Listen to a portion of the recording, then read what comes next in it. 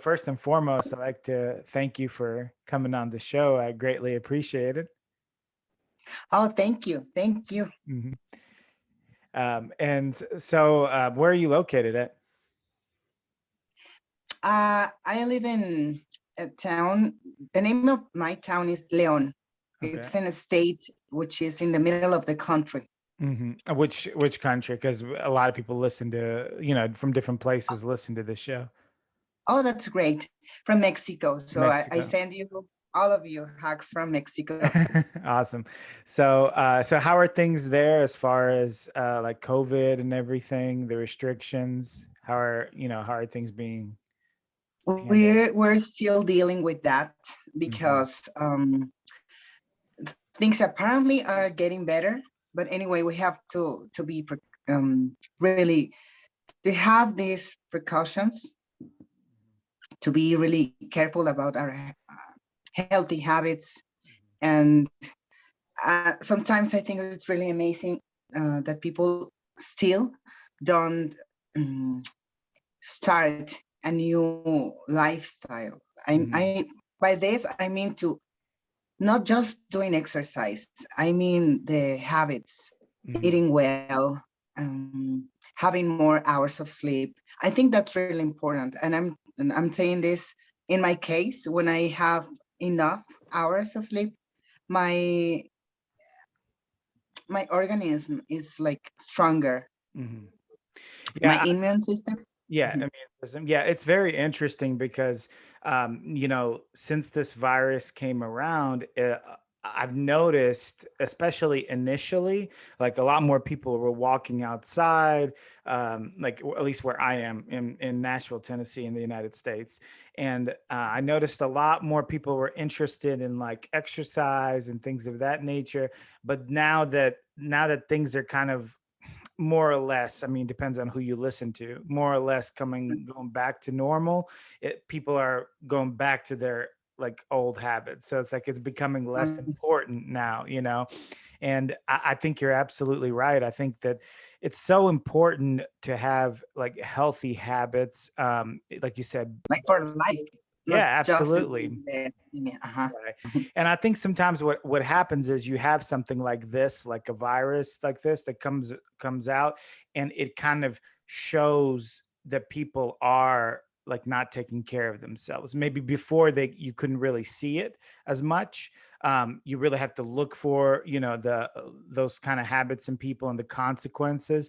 But I think the virus it's it really gave us a good idea of like what consequences could come from not being like a healthy human being, just overall. So, And it's incredible how our body responds to healthy habits.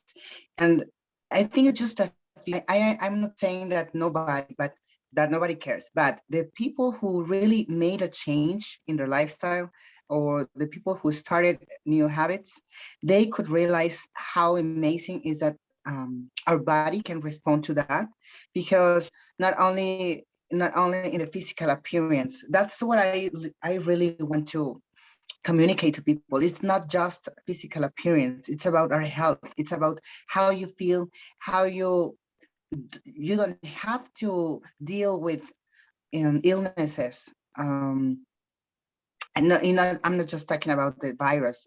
It's hmm, everything. in Even general. even the minimal things like headaches, Hmm. for example. Yeah, I mean, if you can look at things like diabetes plague the United States. Like there's like a ton of people that have diabetes, and primarily like Mhm. if you're talking, there's two types of diabetes. You have one and two. There's Uh-huh. one that's has nothing to do with you. It's just genetic. You don't produce insulin. The other one is just from your habits, from the way you eat, and there's so many of that one around, and I assume the Yes. world, but it plagues the United States for sure. And all that is just people not taking care of themselves, not eating well, eating trash, and often they look at somebody like you or somebody like who is interested in training and fitness, and you're in good shape, and they think that it's only for like aesthetics, only for looks, but it's really Uh-huh. not. It's for health. The looks are just what happens as a consequence of being healthy, and I think that's hard for people to realize. And to have that experience, because now that you're saying, now I do it, I take care of myself, like in the gym, because of my health. But when I was a competitor, I was doing it because I had a goal. I had an objective. I had to compete, and I had to look well, to have condition, to have all my muscles were well worked. But now I'm doing it because I want to be healthy, and it's different. And I've lived these two parts. I mean, it's a different way to see how you take care of your body, your Mhm. health. Because when I was competing, I think it was not so healthy, because we have extra things. I don't know how to say it, but it's not just what you eat and what you that you train. It's Right, like things, pills. performance I mean, enhancing. Yeah, performance uh-huh, enhancing drugs. uh-huh. Yeah, So that's why I don't call it so healthy. And I'm hmm being honest. And I yeah. really like this space. So I can tell people, I don't really think that when you see people in magazines or Instagram or media that are really fit, I mean really fit, like competitors, they are not really healthy, not all of them. And I'm not saying bad things about my sport, because I really like it. I'm still doing it, but I don't do drugs and I don't do things that are extra. I hmm just do my meals and my exercise. And I think now this is healthy. But I've experienced both cases. So that's why I can tell them, now I have to do it because I want to be healthy. But after my competitions, I really had to struggle with so many things. And I'm saying, I have to say hormonal things, my weight, uh, it was too much, too many things. So tell me about that. Like when you say after your competition, are you saying like after each competition? Are you saying after your career, competitive career, you had to deal with it? I stopped, and I don't know if I want to do it again. I haven't decided yet, hmm because I really like being on stage. I love hmm being on stage. Now I am a teacher of those girls who want to pose. hmm I really like it, but it's a risk. So before I do that, I need to be really, really healthy, and then I can think about it again. hmm But I was competing for uh, I think 5 years. So Okay. then I stopped. So I haven't competed since 2019. hmm So it's been a short time. It's not too much, but I have, Did you since stop? the pandemic. Did you stop because of the health issues? It was part of my health issues and the coronavirus thing. So Okay, I it got was both things. you. So I decided to do that, to stop and to be like, better, to concentrate better in my health. Uh, I never stopped training. I always say, I always ask God to give me health and life to keep training. I've been training for 20 years, I think. So I really want this. Yeah. But competing, it's another thing. Yeah. What got you into training? 20 years ago. Um, I am so active and desperate. So I think, uh, I need to do things, because I'm never quiet, or I have to do things. I like this energy, and I like the sensation of my body when I'm working out. So since I was a kid, my mom let me go to gymnastics, um, tennis, and all kind of sports. And it was until I discovered the gym. And in these times that I'm talking about, there were no mini gyms as we have today in town. I'm sorry if my English is not perfect. Oh no, your I English is practice, but no, it's really good. It's really, really good. but No, I haven't practiced in a while. But anyways, I think you can get my point. So Mhm, there were no many gyms as we have them today in town, and I really wanted to do it because I liked feeling strong, like in the gymnastics. mhm, Um, and I had to stop going to the gymnastics class because I went with I used to go with my sister, and mhm. then she had to stop. I don't remember the reason, but then I couldn't go anymore, and I really liked that. That's why I liked fitness competitions, the ones who combine gymnastics Right, right. Yeah, with no, this. I know that. Hmm. Mhm. So I really enjoy my sport, but in this year I've been learning to do it in a different way, like not that intense. I am learning to enjoy my life because I was so much into the gym and into the discipline that I have no time for family or friends or boyfriend. And poor guy, actually, I have to say, I didn't have time. And now I think I feel more balanced, and I like Hmm. that. Yeah, I think that's part of like the problem with fitness, like the fitness industry, right? It's kind of like all consuming. It takes everything from your life. So, um, and Uh-huh. it's tough to do that, compete and have a more or less, like normal life. So it's almost you have to take a step back a little bit to kind of get that balance. So. And it's just a little bit because I'm still training, and I go and I am in the gym for 2 hours. Mhm. But before this, I used to train 2 hours in the morning and maybe 1 hour or 2 hours in the evenings.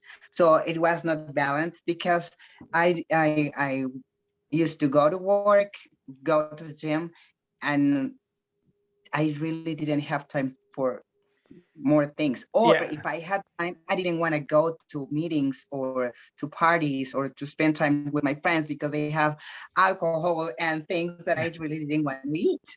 And that's Yeah. enjoying life too. Right, right. Well, I mean, 4 hours out of a day, every day to go to the gym is a long time. Even for most competitors, you just enjoyed it that much that you were just wanting to spend most of your time in the gym.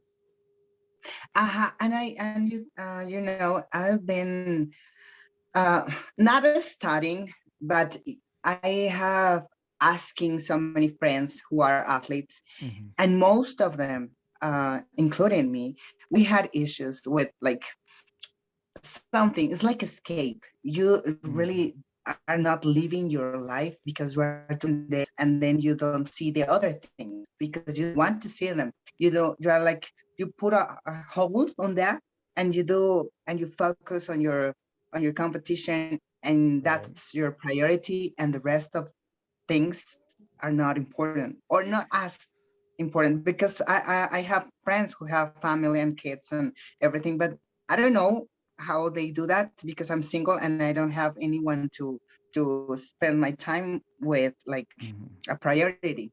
But I think most of the athletes who have that kind of life, spending 4 hours in the gym, letting their kids with their grandmas all this time, not seeing, not sharing time, I think it's not normal. I think it's not like the best thing for balance. Hmm. But we have something. And then after I lived that, I experienced that, I don't regret. I really liked it, but I don't have anyone to like to. Well, family, yes. My parents, now I can spend more time with them, and I am really happy about it because I didn't do it before. It's like escaping from life. Yeah, yeah, completely. So you think maybe some competitors use it as like coping for whatever issues that they have with, in their personal lives? Most of them are divorced or Yeah. they don't have a nice relationship. And I'm telling you this honestly because they are my friends.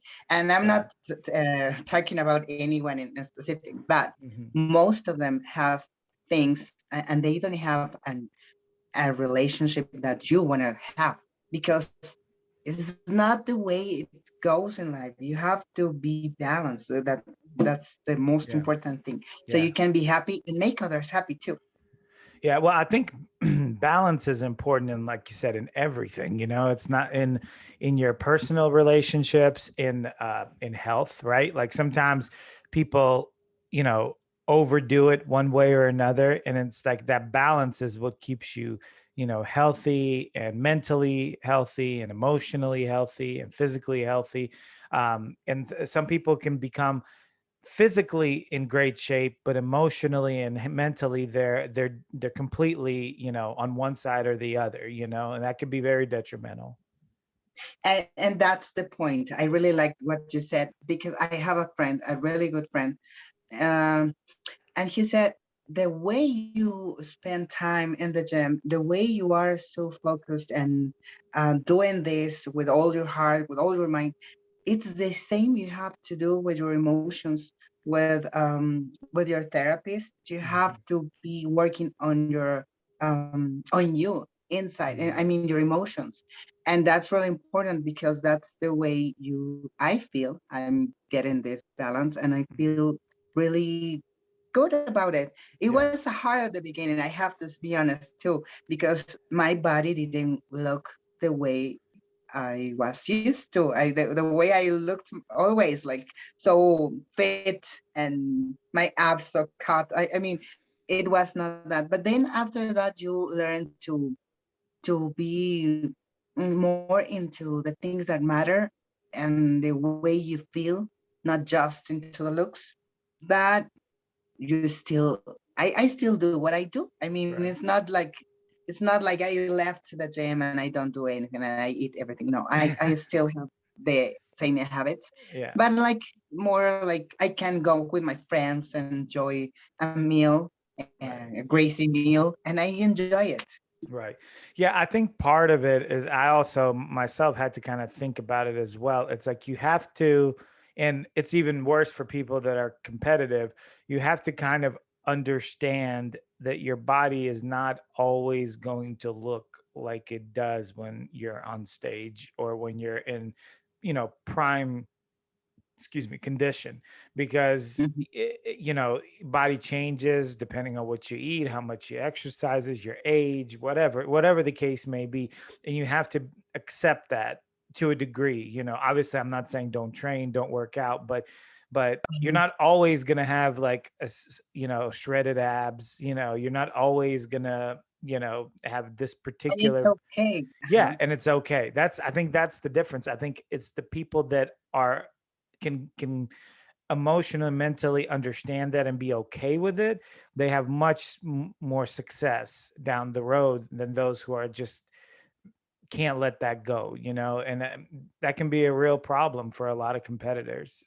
You know, I've noticed that. Yeah, because as I was telling you, it's hard because you are really, you live with those shredded abs, and then you stop doing the same things, or getting the substances, um, drugs. I mean, and then you look different. I mean, it's not that they are not like, so that I'm not fit, but anyways, it's different. Right. But sometimes who are really hard on us, it's people, Hmm. because people say like, what happened to your body, what happened to your abs? And they are the ones that make this difficult sometimes. But you know what, some friends, athletes, my friends of mine, who have healthy, not healthy things, problems with their health, they don't care about it, and they just keep doing this because it's like something that they can't stop. Hmm. And that's what I want to tell them. But Hmm. I can't, because I'm not, I'm just their friends. That Right. Right. I've known a lot of them Hmm. who don't stop because they don't want to, and Yeah. they're dealing with healthy issues. Yeah, yeah. It's yeah, I knew of a guy who they, and then this is common, you know, this is common. It's not just for this one person, but people that his doctor told him that, he was very overweight, that, that sooner or later he's going to die from a heart attack because just the way he was eating, and didn't care one bit. Didn't care one bit, kept eating as he did, and that's exactly what happened. Had a heart attack and died. So it's some, you know, I don't know what it takes. Some people can make that change. Some people don't. Yeah, I think it's, your will. What do you want to do? What's more important? Is it? And I think some people prioritize health, and that's more important to them. And when the doctor or someone tells them you're not, this isn't looking good, it's going to be bad, they make the changes, and others don't. And it's, unfortunately, Very common. yeah, It's it very has to come common. from you. The person has to make the choice. You can't make the choice for them. Like your friends, you can't make the choice for them. They just have, either they will do it or they won't. But you know what? I was remembering while you are saying this. Uh-huh. When I was competing, I remember I had a lot of trouble. Money, time, things. I don't know. There were many things that I felt somehow. I felt I couldn't do it anymore. But then your mind, it's everything is on your goal, that you don't care about it, you don't care about anything, you go and you do it. And I was like that. So that's why I understand who have this decision, who don't stop, because I felt that way when I was competing. And I had not, I hadn't the conditions to do it like happily and comfortable. I had to deal with a lot of things. I have to tell you, I even sold everything in my closet. I used to have a lot of dresses and nice things. Well, I sold them out. I sold them because I needed money to go and to another competition. And you do everything you have to do because you need to do it, because you are on that and you have to do it. So I understand that part. And I was like that, and now I'm like this, like more balanced. But I can see both sides now. Yeah. That's why when people ask me things, I can have both opinions. But now I Right. lived it, I experienced it, and now I can tell.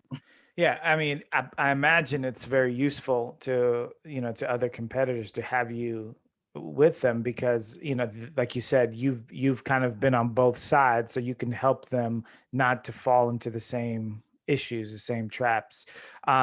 You mentioned therapy a little earlier. Did you have therapy? Like, did you have a therapist that you saw? Yeah, and I think that's really important. I've seen a few of them, and now I'm so happy with the one I have because Hmm. I'm still going. And I think that's really important.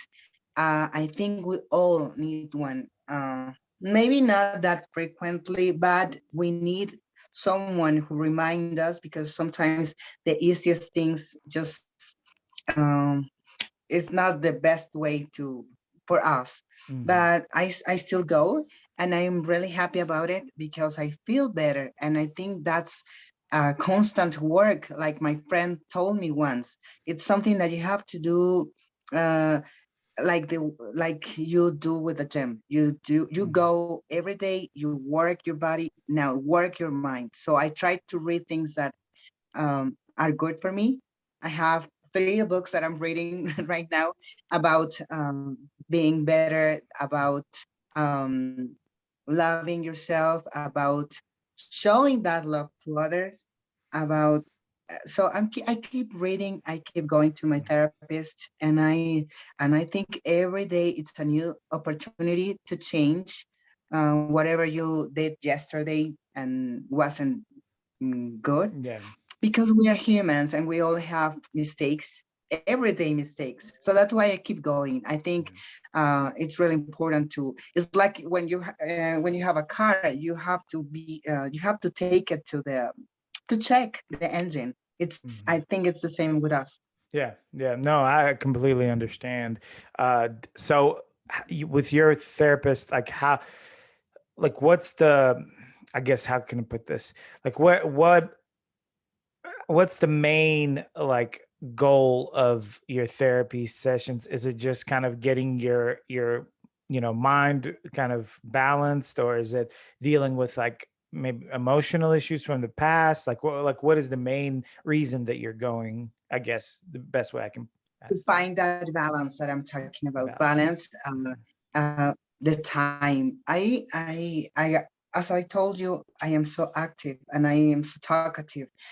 And now that I stopped competing, I wanted to start having more time with my family, which was something that I didn't have time for them.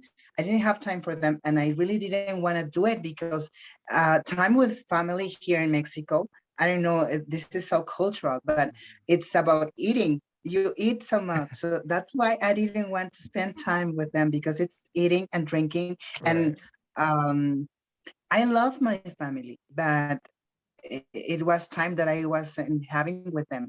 And now I feel so much better because I can do it, and I don't have to eat too much or drink too much. And I'm getting this goal too. So I see it as a goal, because Yeah. now I do it and I do it happily. I Mhm. enjoy it, not feeling bad for eating or drinking or no. I go Right. to the therapist because I wanted to have this balance in my life. And also for because I had a boyfriend who I really don't know how he did it, because I said it's family and boyfriend too. I don't know how boyfriends deal with that, with their girlfriends when they are so jealous, and he was so jealous. So now it's been like a year that I don't see him, and I'm so happy about it too. So it's everything. Yeah. We have a lot of things to talk about with a therapist. Got it. Even uh-huh. Yeah, no, So I'm better. that's understandable. Yeah, and I mean, I'm glad that you found a good place, mentally and emotionally. That's and even physically. I mean, it's not easy. A lot of competitors have these issues. A lot of competitors come out with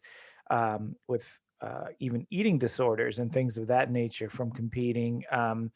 So there's a lot of struggles that people just aren't really talking about because they only see kind of the glamour. What division did you compete in when you were competing? When I started competing, there was no wellness division. Hmm. It was only bikini. But my Yeah. body, I never looked skinny. I have never been like that. My body is not skinny. I am more like a wellness. Hmm. But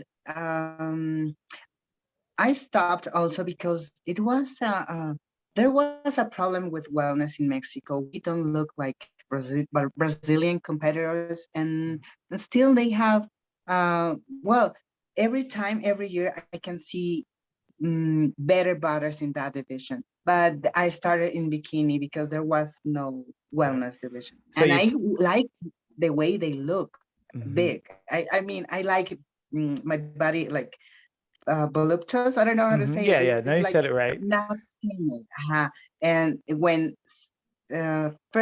that division started, those competitors looked that way, the way I liked it. I mean, there were no so small, and now they are so small and bigger legs, Hmm. but it's incredible work they have to do. So I think Yeah. Do you it's think? Do you think when you're coming, if you come back, if you compete, would you compete in bikini again, or would you compete in wellness? I don't know, but because my body is like in two of them. But if I am thinking coming back to compete, but I now seeing that it it exists a natural way to do it. So Hmm. I'm just looking for that now. So Yeah. in a natural way, it's impossible to have bigger legs, like really big legs. It's impossible. It, Mm, it's you can have nice legs, but Right, right. It's a huge division, mainly dominated by Hispanic women, right? Like Latin women, because I mean, very few other ethnicities are in wellness. Although they might be more and more coming in now because the IFBB took it on, but it's 99.9% all like Hispanic or Latin women. uh-huh. So yeah, it's interesting. So my other question would be, how common, from your experience and from what you know, how common it is to see like performance enhancing drug use in women, even at like those smaller divisions like Bikini? Is that fairly a common thing? Uh, if you want to compete, you have to do it. You have to Hmm. use drugs. Everyone do that. I mean, Got it. it's yeah, and if anyone says that she's not doing that, that she's not using drugs, she's lying because uh, it's like it's well known by us, by athletes, Hmm. that you have to do it because that's the way you get that body, competition body. Right. But I was telling you there are associations of federation, I don't know how to call them, that are Hmm. natural. That's Right. why and they do the doping test. Hmm. How do you say it? Hmm. Yeah, Doping you said test. it They right. Doping do it. tests. Hmm. Yeah. Uh-huh. So I'm looking for that. If I do it again, I will do it that way. Right. Right. So it will Because be interesting. yeah, because you had the issues hormonally afterwards, right? After competing, not And natural. I have to say to all the women that are listening, I have 1 year going to the doctor and how do you say that? The Say that again. endocrinologist. Oh, and an endocrinologist. Yeah, yeah. Uh huh. You got it. It's kind of difficult even in Spanish. Yeah, yeah, no worries. And so a year going to the doctor and a year struggling with these hormonal issues. Now I'm so much better. My skin is really clean. My even my hair was so like it was so different. My hair, my skin, my everything. So now I'm feeling so much better. That's why I have to be really mm, careful if I decide to come back. Yeah. But I will do it in a natural way, I think. I'm interested to know like what, so I've spoken to other women before that have very similar experience than you, but I'm interested to know what did they do, what did the doctor do to get you back to like a normal balance, My like normal what, levels. yeah, like what happened, like how did you have to get on some kind of replacement, or did they do some kind of, you Yeah, know, I had to take these pills that they are female like estrogen? hormones. Uh, Uh-huh. Uh, and it was really awful because I have never taken them, and I I had more weight. I gained mhm, weight. I gained mhm, weight. I didn't like that, and it was because of the pills. And mhm. people don't understand that. They just see you and they think like, oh, you are not like you were, and they Right. judge you, but they don't know. And and these things, I was really suffering because the Mhm, headaches, the fact that I gained weight, the feeling of it was it, it was horrible. yeah. It's just much. Even the skin, I really like to take care of my skin. Mhm, Uh, and it was like I had pimples and now they're gone and I really feel so good. But I had a complete year struggling with this. And these are things that most of the girls, they don't talk about them. I was talking about this with a friend who stopped competing too, and we were understanding a lot each other because we were struggling with this, and I was wondering why nobody told us this when we started competing. Nobody told us. Nobody said that it was going to be hard after mhm. you stop doing it. And that's Right. why I see a lot of girls, uh, even teenagers, that are starting and they start consuming or using drugs for their Mhm. physical appearance only, and they don't compete. Most of them don't, Right. and they do it, and I don't know why they don't know, because it's lack of information. But now we have information on the internet. We You can read books, you can go to a doctor and ask them. If you go to a doctor and you want to start competing, the doctor will tell you no, don't use them. I mean, Mhm. it's not the best thing. Right. I told you I don't regret because I lived the most uh I think I lived really nice experiences. I went to Colombia to compete once in 2019, and I really had a great time because it was one of my dreams to go to another country to compete. So I think that's what I'm really happy about it, because I did what I wanted, but Mhm. now I had to deal with a lot of things. So how long did So you said it took about a year? It took about a year for you to get to mhm, more or less normal levels. normal So levels. yeah, Uh-huh. and then your body just naturally is now like at a normal level. You don't have to take anything. It's, No, okay, okay. now I'm just doing with my meals and my workouts, and that's the hardest part because you are used to to drink things. I don't even drink the BCAs or Uh-huh. nothing. I want it to be Just food. really clean. Yeah, just And food. I don't do nothing. I don't do anything. I just my meals. Yeah. And I at this time of my life, I feel so proud of myself too, because I'm doing my this other goal to keep on track, but in a different way.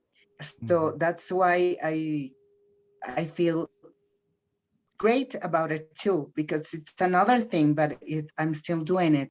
Yeah, I feel like I feel the fear of women taking drugs is that it's irreversible. Now you were able to reverse it.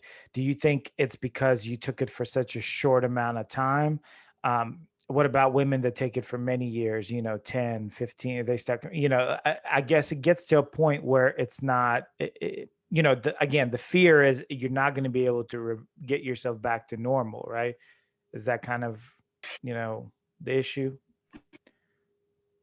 Oh, I don't know. I haven't talked to anyone who has doing it for many years, Hmm. but I've seen a lot of them, judges in the federation. They work as a they one of them, she works as a judge, and Hmm. she started so young, and now she's old, and she's doing it, she's still doing it, and they really look really different, and people Yeah. don't like people judge that too, because even your voice, if you hear my voice, it's really different the way it used to be. Hmm. Even the voice, that's simple. The Yeah. voice is like a friend of mine used to make fun of us as friends, that we all of us we talk the same way, like the There's a voice is like, raspiness, yeah, in the voice. Yeah. Is that, and yeah. that's something that wasn't able to change back once even though you got your normal levels, it didn't, like, I'm not noticing it, but that's probably because I haven't heard you before, um, but, But it changed. it Now did I can tell change. you, because I asked the doctor, I can change again to my normal voice. And he said, not too much, but maybe we can just get Maybe better. a little bit. And I think my friends or the people who know me from years, they told me that voice is now it's as nice as it used to be, because Oh, okay. Well, good. uh, It did some go back. point it Hmm. was, yeah, and I'm so happy about it, because it really was so hard when I made videos on live, and then people, people, they are Yes, like, yes. their opinions are always there, Yeah. and they used to tell me that the voice, and I didn't like that, because I really love my voice. Mhm. I'm always on TV or radio, or making ads, so I Mhm. always use my voice. I'm also a teacher, so my voice is like one of my favorite things of Yeah. me. Yeah, So that's yeah. why I'm saying I came Yeah, back a little bit when it came back. yeah, it's what you use like basically to make your livelihood. You kind of need, you need your voice to sound feminine, you know. Uh-huh, uh-huh. Yeah, yeah. So, So um it's a lot of things. And thank so you for this, for oh yeah. letting Yeah. me talking about it, because it's not very common that athletes talk about this, the other part of just being shredded. Right, right. I think it's more common with men now. Like men talk about drug use in competition a little more. With women, it's really uncommon to even discuss it, and even It's more like a secret. right, even more so with women that are in divisions that are smaller. Like when people think of women bodybuilders, they're like, of course they use it, but nobody thinks of bikini competitors using drugs, or even wellness. Like a lot of people don't understand that, that wellness athletes use drugs. So it's one of those subjects that's kind of not talked about a lot, on the women's And side the for sad sure. part, as a trainer, I tell you, I have to tell people, as a trainer, I see a lot of girls frustrated because they don't look, they are disciplined. Right. They have discipline. They always eat what they have to eat. They go to the gym every day. They do everything right, and they don't look as a competitor. And that's why it's important they know that it's not something normal, that they have different things and they have the help of the drugs. That's why the body of a normal person won't look the same as a competitor. And you know what? This is really fair to let them know that, because when I started going to the gym, I was 17, 19 years. And when I was 19 years old, I asked a trainer and I asked him, how could I get those abs and that look Mhm. just the same as another girl that I used to see in the gym? And he never told me. I Right. ask because I like asking, because I always say, when you ask, you learn better when you ask much more. And then I asked that and nobody told me. And in those times cell phones didn't exist, so I didn't have the information. So I really learned from my mistakes, from learning a lot of, I used to ask a lot of people, but nobody told me that part when I started. Right. uh, Yeah. and I think it's not fair, because you think that you are not doing something right, and because you don't look that way. And how come they do the same as you and you don't look that way? Yeah, I think you hit on a good point. I think especially for people that are younger, the real problem comes in is that there's unrealistic expectations. If you want to look like this individual, and you don't understand that this individual is using, performance enhancing drugs to get to that level, it's it it becomes very frustrating. I remember when I was younger, I wanted to get very very lean, and all I did was I just wanted to run more and run and run, and I ran a lot, and I would never get to the level. I mean, I would get smaller, obviously, but I would never get to the same level that the people that I saw in the magazines. And it is unfortunate because it plays, with people, with, especially, again, we're talking about people that are very young, and it plays with their mind. So definitely And a they big stop. problem. Because they get frustrated. And I'm telling you this because as a trainer I see this so a lot. I see it a lot in the gym, that they get frustrated and they stop going to the gym and they stop everything because they don't get it. And Right. I think it's fair to let them know that this won't happen because the other people, they are competitors. And what you see in magazines or in media, it's really different. we Yeah. we have pictures, or when we are on competitions days, so we Hmm. look really different.